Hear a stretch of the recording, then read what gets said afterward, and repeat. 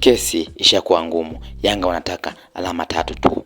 Ni maneno ya Hans Raphael ambapo anadai kwamba taarifa nilizonazo kutoka katika kikao ambacho kimefanyika kati ya Yanga, bodi ya ligi, TFF na wizara.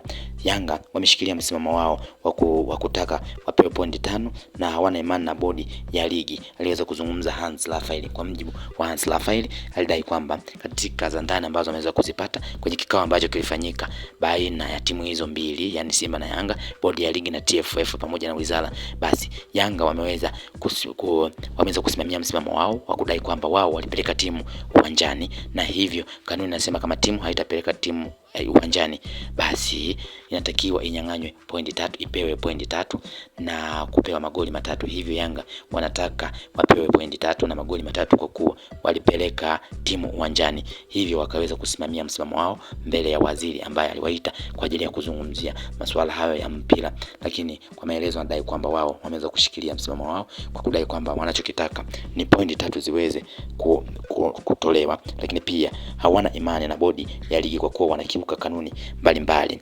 Wakati baada ya kikao, rais wa klabu ya Yanga Engineer Hersi aliweza kuwauliza mashabiki ambao walikuwa wanasubiria mwisho wa kikao na kuuliza kwamba wananchi, ndipo akajibu ndio, si mmetuamini? Akasema ndio, basi muwe na imani na sisi, tunajua nini tunachokifanya, huku akiwa anadai kwamba kwa maneno hayo basi wameshikilia msimamo wao kutaka wapewe pointi zao 3 na magoli 3 kwa kuwa klabu ya Simba haikuweza kupeleka timu uwanjani. Tofauti na hapo basi hawana imani na bodi ya ligi, hivyo bodi ya ligi inatakiwa ijiuzuru ili waweze kupangiwa mechi nyingine. Tofauti na hapo hawawezi kucheza hiyo mechi, na wao wameshaamua hawatacheza tena hiyo mechi mpaka kwa msimu huu wote, hawezi kucheza hiyo mechi kama watapewa pointi 3. Basi bodi ya ligi iweze kujiuzuru mapema sana kwa kuwa hawana imani nayo. Ndizo ambazo zimetokea kwenye kikao ambacho kiliweza kufanyika.